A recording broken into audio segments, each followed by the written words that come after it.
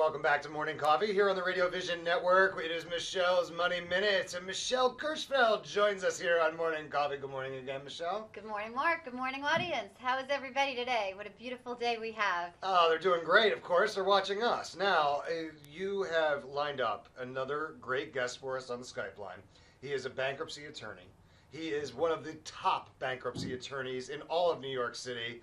And Ralph, I don't want to butcher your last name, so I'm going to say, hey, it's Ralph Preite. Preite.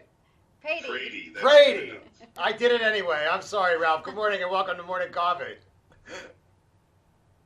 Good morning, and thank you for hosting me on your show today. This is terrific. So tell us the name of your law firm so we don't butcher that either.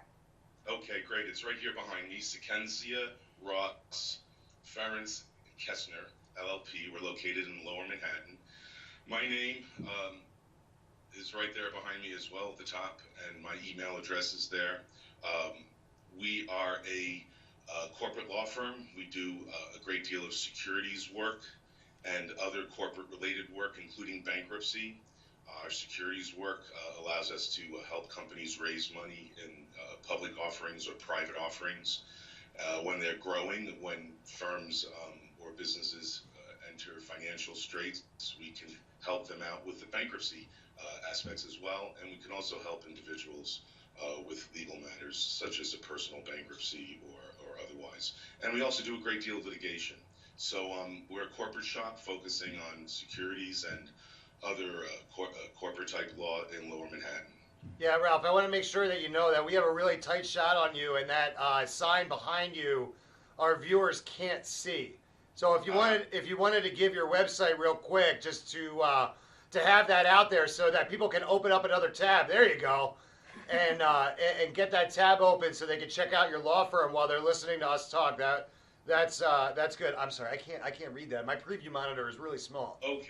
So tell us out the website.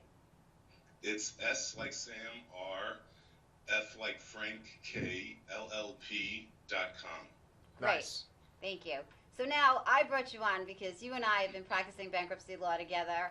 I would say I met you maybe somewhere back in early 2000s, maybe 2002, 2005, and we've had our share of legal cases, battles together against each other and on the same side. And I know talking to you is always so interesting. So for our audience, I'd like to start with just having you explain a little bit about what does it mean for a person to file Chapter 11 or Chapter 7 or Chapter 13, because people hear these words bandied about and they don't necessarily know what that means. So can you explain to us briefly, for the audience, what those different chapters involve? Sure. What I tell my clients is that there are really two kinds of bankruptcy. There's reorganization and there's liquidation. And that's where the bankruptcy chapters under which a petition can be filed fall into either one of those kinds of bankruptcy. There's only one kind of liquidation, and that's Chapter 7, and I'll explain what that's all about in a second. And then the other kinds of bankruptcies are all reorganization, whether it's Chapter 9, which is for municipalities, or Chapter 11, which is generally for companies, or Chapters 12 or 13. Those are reorganizations where the entity that's filing bankruptcy is trying to salvage either an asset or a business or figure out a way to restructure its financial situation or his or her financial situation in order to maintain a business or assets and keep going. So what that comes down to is basically in the reorganization chapters, the bankrupt figures out a way to repay his creditors or her creditors or its creditors if it's a business, either in full or some pennies on the dollar.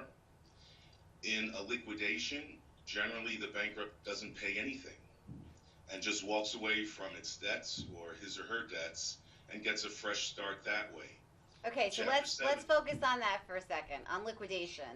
So if I want to get a fresh start, and I'm an individual who's one of the 76% of Americans living paycheck to paycheck, and I feel like I want to put an end to the hemorrhaging, and I want to file a bankruptcy, and you use the word liquidation. What does that mean to me? Do I lose everything to give up to get rid of those creditors, or are there some assets that I get to keep? Right. Well, liquidation sounds like you lose everything. It does. That's generally the concept, except there are a whole bunch of assets which are exempted from being lost in a liquidation Chapter 7 bankruptcy. And a good example is pension plans, 401ks and IRA accounts and things along those lines. Also, some states protect the entire value of a home in a bankruptcy case. So if the bankrupt has a home, a condo, a co-op, or a house with a lot of equity, in the states where the equity is protected, it doesn't get lost in a bankruptcy, and the homeowner bankrupt gets to go through bankruptcy, Chapter 7, get rid of all the dischargeable debt like credit cards and medical bills and personal loans, but gets to keep the house as long as the mortgage is paid.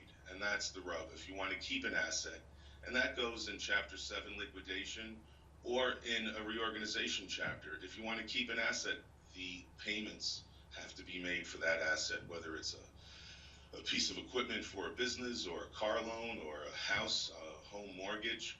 If you don't make the payments, that asset would be lost, even if it's exempt. So, but the beauty is you can keep your residence and all the equity you've built in the states where there is an exemption. And not all states have exemptions for homes. And we could talk about that too if you'd like. Well, I want to actually talk about the 401k plans and the retirement plans, because all states have that. And That was a great tease, Michelle, because we got to take a break. oh, okay. Ralph, we got to take a quick commercial break. When we come back, we're going to jump into that stuff. You good with That's that? the tease. Be ready.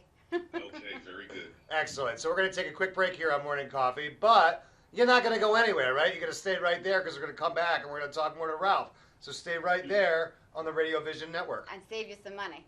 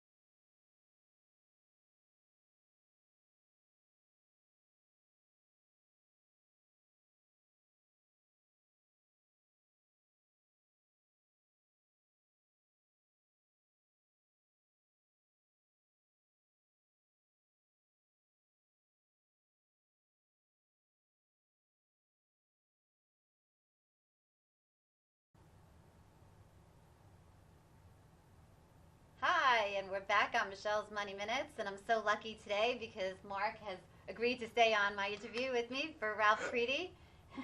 It wasn't that hard. It wasn't that, it wasn't a negotiation. She asked and I said yes. It's Yay, okay. I get Here to I be am. the star. And Ralph, you're a star as well, and I really want to continue where we left off about the 401k and retirement planning, and focus for just a moment on how important it is for people to continue to save into their retirement vehicles, even if they're in debt and feel like they're going to have to file bankruptcy, because that money is actually exempt. That's right. That money is protected. So if a person files Chapter 7 bankruptcy, that's one of the assets that's not lost in the bankruptcy case. And that applies to the other kinds of bankruptcy as well, the reorganization. So the misconception is, Michelle, you touched on it, that people need to, dispose of the money in a 401k or some sort of retirement plan before they file bankruptcy. And that's untrue. They're not going to lose it in the bankruptcy. They get to keep it, and it passes through with them until they get their fresh start, their discharge in bankruptcy. Right, so our government wants you to be saving people for your retirements. You have to do it. There's no excuse. There's not, I'm going to pay my unsecured debt first. Put money in. Pay yourself first. Okay. That's right. That's my soapbox. Now, Ralph, what do you see as the biggest mistake that individuals make? Do they try to navigate this on their own before they call you? Is that probably number one? Yeah, it is a big mistake because while there's a great deal of information out there on the internet, it's often not clear or just flat incorrect. And a good example is the difference between a personal Chapter 7 bankruptcy for a person who owns a business and has business debts that he or she is personally guaranteed, and then a personal bankruptcy for just a general consumer. There's a little less scrutiny for the business type of business owner bankruptcy, and they can have easier access to Chapter 7 if the substantial amount of their debts are business-related debts. So it helps the business owner that's fallen on bad times try to get rid of that debt personally. What do you prefer? Do you like working in the corporate bankruptcy world, or you like the individuals that come in and really, you're kind of like their savior in a way, I would imagine, right? Because look, they're only coming to you if there's a real serious problem and they need it fixed, so they come to the expert. So what do you like to work on? Well, they're both rewarding. You can help somebody out with his or her business or with his or her personal financial situation, and they're happy with the result. They come out, they can manage their newly restructured debt, or they're free of debt. It's a great, thing to do and help somebody with. Often in a small corporate bankruptcy, there's a very real consideration that has to be given to the owner of the business. In bigger cases, which are publicly held and you have thousands or hundreds of thousands or millions of shareholders, of course, that's the personal issue of the shareholder is not an issue. But with small businesses or just sole proprietorships, people that try to start up businesses on their own and they incur debt, we can help them out as well. And we can also help out those who just incurred the run-of-the-mill credit card debt and it's gotten out of control. And if we can't help them, of course, we can refer them to colleagues who handle that type of work more regularly. And I do that quite a bit. I refer, clients to other firms when appropriate. And hey, everybody doesn't have to file bankruptcy. Oftentimes people will come in and meet with you and you'll find another option for them just by looking at the situation and being able to analyze what other options might be available. That's right. We do it for in a nutshell, instead of running into bankruptcy right away, which is often done, and that's inappropriate when one ought to take a shot at trying to renegotiate his or her debt, credit card debt, personal loans, medical bills, or whatever, outside of bankruptcy, and maybe even get a steep discount on the debt and pay it off in one or a few payments.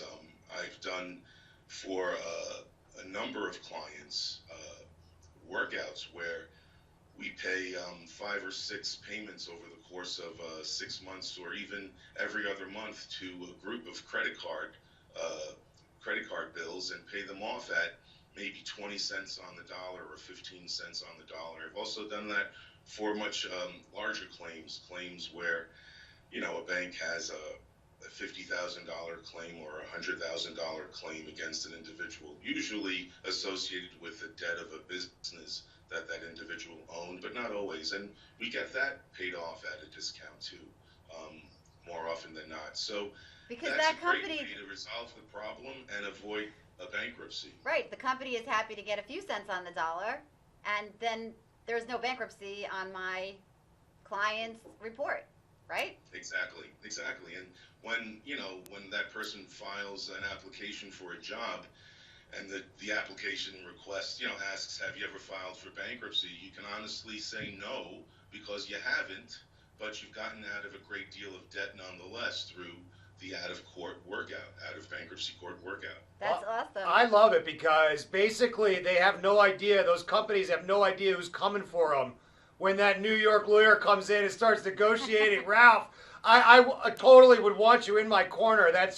It just sounds like you've got the right approach that, look, I'm a bankruptcy attorney. I'm really good at it. I've done it for 20 years. But if you don't have to file bankruptcy, I'm going to find another alternative for you because it's not always the best option. Right. All right, we have to go out for a commercial, but stay right there because there's more to talk about with Ralph Preite.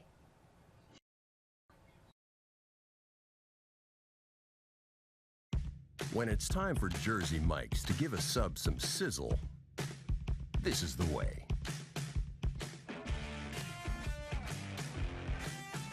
The way it's always been. The way it always should be. The way it always will be. Because that's just the way it's supposed to be. Jersey Mike's. Be a sub above. My dream job is to run and manage my own spa one day. To be the general manager for the Jumeirah Hotel in Abu Dhabi, Dubai. I feel that Mercier has prepared me very well for my future in the hospitality industry. The kitchen is incredible. You are planning the meal, doing all the costing and the recipes. You're in charge of everything going on in the kitchen. They really do get you prepared, and they want to make sure that you have a job after college. When it comes to injuries, they're not all created equal. that's why at Performance Spine and Sports Medicine, our team of doctors will coordinate and customize your care to provide the best treatment options using the area's most advanced medical technology, all with one goal in mind. to get you back in the game. We call life Pain-free, drug-free. surgery-free. That's what we do here at Performance Spine and Sports Medicine. Get better faster. Stay better longer.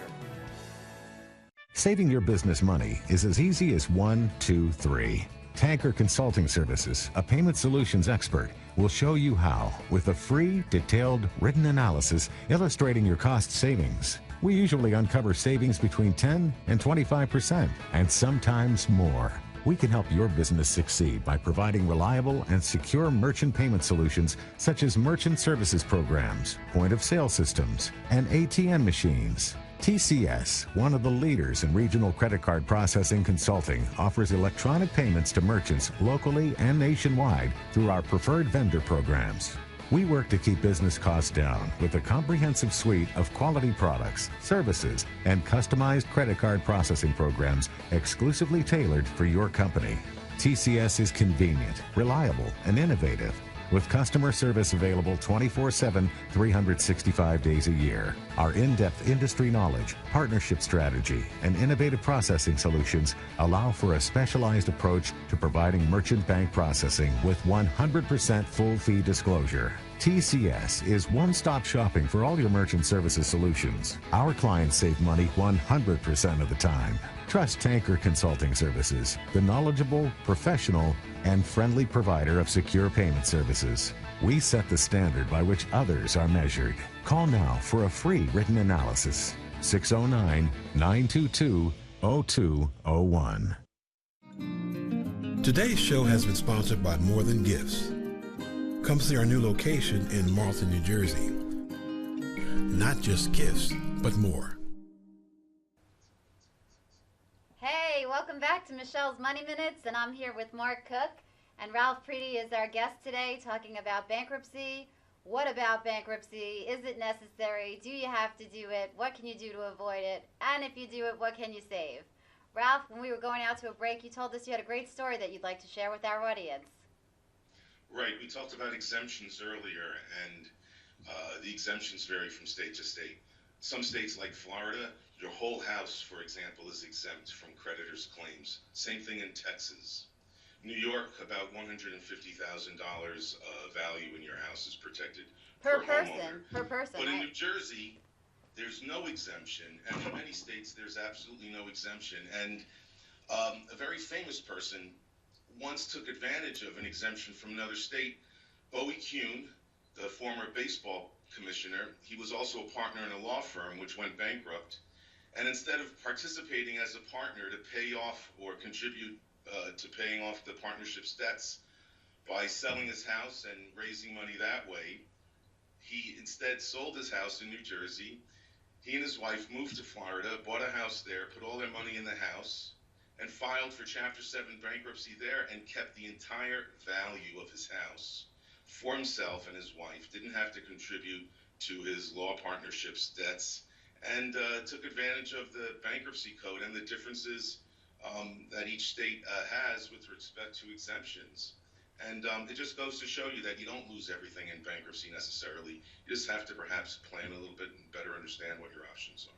Okay, so, that seems really unfair to the creditors. So it raises a great point that creditors or businesses who do business with vendors and may be in a situation where they become the person who's not going to recover on their claim lose in a bankruptcy.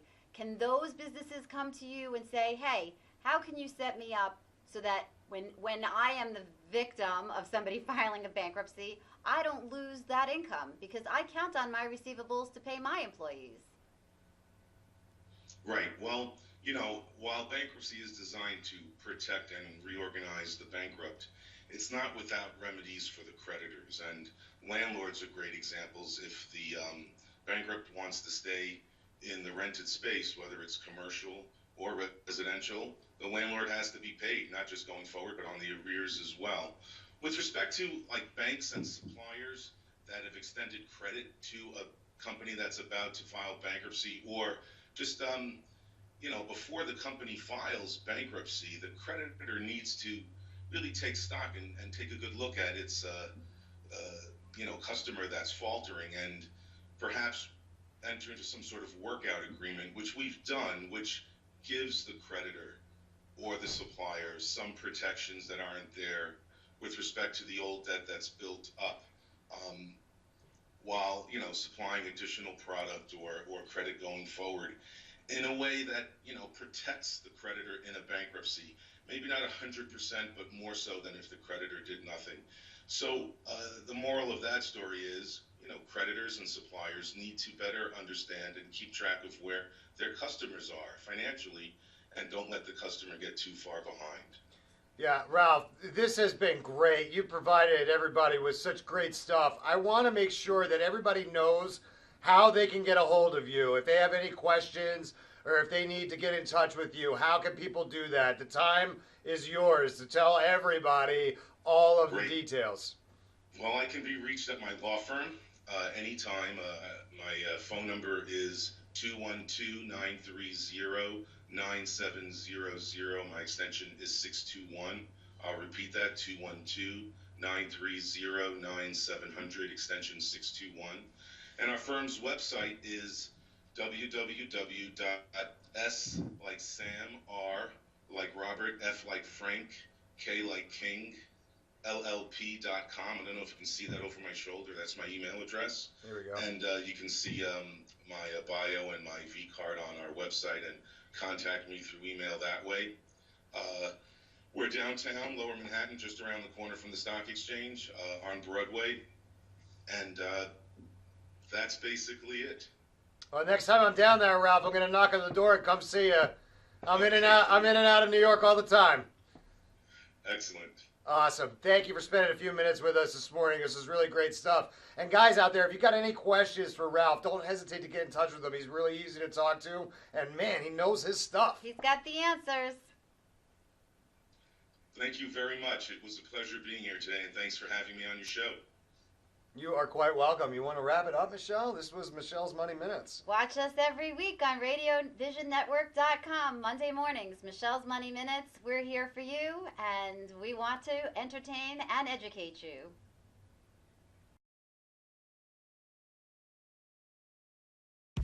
When it's time for Jersey Mike's to give a sub some sizzle, this is the way.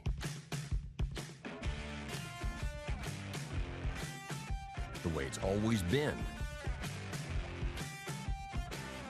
The way it always should be.